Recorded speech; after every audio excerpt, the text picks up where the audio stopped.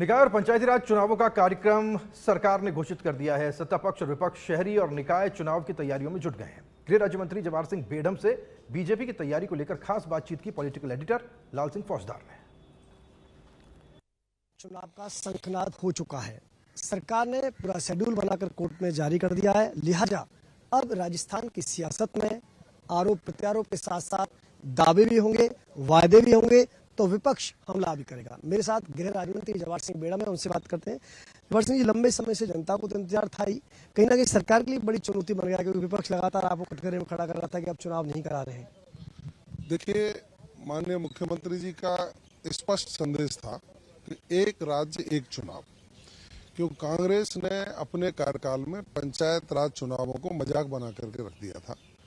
एक ही पंचायत समिति में वहां आने वाली पंचायतों के तीन बार चरणों में चुनाव हुए, कभी 6 महीने बाद, कभी 8 महीने बाद, कोई साल भर बाद, जिससे आए दिन आचार संहिताएं लग रही थी और जो विकास ठप हो गया था। माननीय मुख्यमंत्री जी ने सरकार में आने के तुरंत बाद कहा, हम एक राज्य एक चुनाव की थीम पर काम करेंगे, जिससे लोगों को भी सुविधा हो और विकास की योजनाओं को ढंग से लागू किया जा सके। दूसरा एक विषय था, माननीय सर्वोच्च न्यायालय ने एक निर्णय दिया कि भाई ओबीसी वर्ग का जो आरक्षण है वो सर्वे के बाद कहाँ कितना आरक्षण लागू होना है वो किया जाए।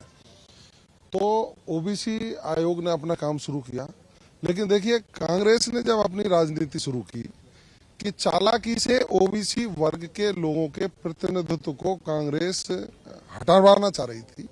वो चाह रही थी कि बिना ओबीसी आयोग की रिपोर्ट के चुनाव हो जाएं तो ओबीसी को आरक्षण नहीं मिलेगा। ये कांग्रेस का षड्यंत्र था, लेकिन माननीय मुख्यमंत्री जी की कार्यकुशलता और उनकी दूरदृष्टि के कारण सारे काम समय पर होने जा रहे हैं। और मैं समझ सकता हूं कि अब सभी संस्थाओं का कार्यकाल भी नवंबर में पूरा हो जाएगा और हमारा एक राज्य एक चुनाव का जो मकसद है वो भी पूरा होगा।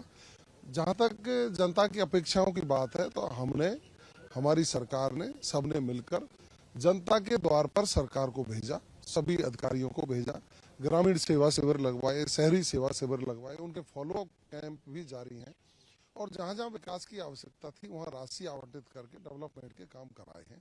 निश्चित रूप से राजस्थान की जनता चाहे जल क्रांति से खुश हो, चाहे वो रोड कनेक्टिविटी से खुश हो, चाहे चिकित्सकीय सुविधाओं से खुश हो, चाहे हमने अभी रिफाइनरी को राष्ट्र को समर्पित करने का काम किया, देश के माननीय प्रधानमंत्री जी पहुंचे, उससे खुशी हो। और युवाओं में जो विशेषकर खुशी है कि पेपर लीक की घटनाओं पर हमने रोक लगा दी है। अब मेहनत करने वाला युवा सरकारी नौकरी पर आए, नौकरियां बम्पर निकालने का काम किया है।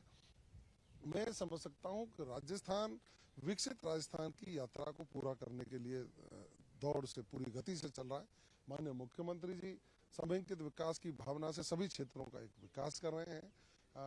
पंचायत राज का, नगर पालिका का चुनाव भारतीय जनता पार्टी के पक्ष में जाएगा। निश्चित रूप से सभी लोग एकजुटता से काम करके हमारे जो ग्रामीण सरकार है उनका गठन करके माननीय भजनलाल जी के नेतृत्व में विकसित राजस्थान के संकल्प को हम पूरा करेंगे। बिल्कुल, आप जो कह रहे हैं ठीक है, आप अपने कामों के दम पे दावा कर रहे हैं, लेकिन विपक्ष लगातार ये कह रहा है कि कहीं ना कहीं आपको इस बात का डर है कि हो सकता है जनता आपके पक्ष में जाए, इसलिए आप निकाय चुनाव पहले करा रहे हैं, पंचायत राज चुनाव बाद में करा रहे हैं।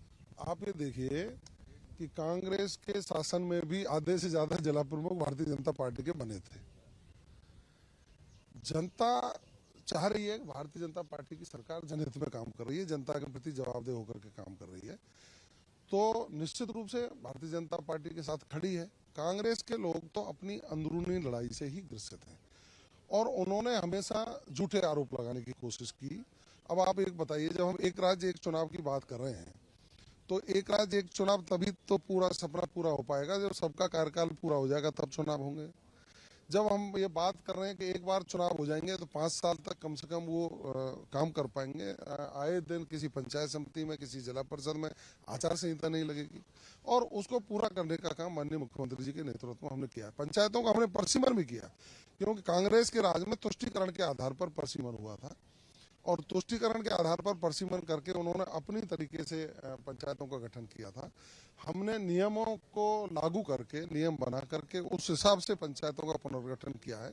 सब लोग खुश हैं, जनसुनवाई की है, उसके बाद पुनर्गठन करने का काम किया है और अब गाँवों की, शहरों की सरकार बनेगी। निश्चित रूप से जनता आतुर है कि कब हम इस कड़ी को भी भारतीय जनता पार्टी के साथ जोड़ें। लास्ट सवाल के साथ मैं आपसे अपनी बात समाप्त करना चाहूंगा, क्योंकि कानून व्यवस्था हमेशा से एक बड़ा मुद्दा प्रदेश में रहा है। चाहे विधानसभा चुनाव की बात कर लें, चाहे हम निकाय चुनाव की बात कर लें, चूंकि आप गृह राज्य मंत्री इस नाते कानून व्यवस्था को लेकर विपक्ष लगातार आपको कटघरे में खड़ा करता रहा है। तो अब क्या मानते हैं, कानून व्यवस्था दुरुस्त हुई है? देखिए, मैं स्पष्ट रूप से कहना चाहूंगा कि माननीय मुख्यमंत्री जी के नेतृत्व में 2.5 वर्ष से जो सरकार चल रही है, कानून व्यवस्था इतनी सुदृढ़ हुई है। आप देख सकते हैं कि 14.5% से ज्यादा सभी प्रकार के अपराधों में कमी आई है। जो हीनियस ऑफेंसेस थे उनमें 18.5% से ज्यादा की कमी आई है। संगठित अपराध जीरो की ओर चला गया। मादक पदार्थों की तस्करी पर अंकुश लगा है और कानून का राज स्थापित हुआ है। कांग्रेस के राज में तो जंगल राज स्थापित हो गया था, राजस्थान को रेपिस्तान लोग कहने लगे थे।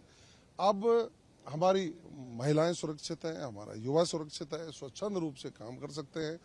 देशी विदेशी पर्यटक भी जयपुर और राजस्थान आने के लिए लालायत रहते हैं, क्योंकि कानून व्यवस्था सुदृढ़ है। और हम कह सकते हैं कि अपराध के खिलाफ और अपराधी के खिलाफ कठोर कार्रवाई करके राजस्थान में शांति व्यवस्था कायम रखना और कानून व्यवस्था सुदृढ़ रखना हमारा ध्येय है। माननीय मुख्यमंत्री जी के नेतृत्व में हम उसको पूरा कर रहे हैं।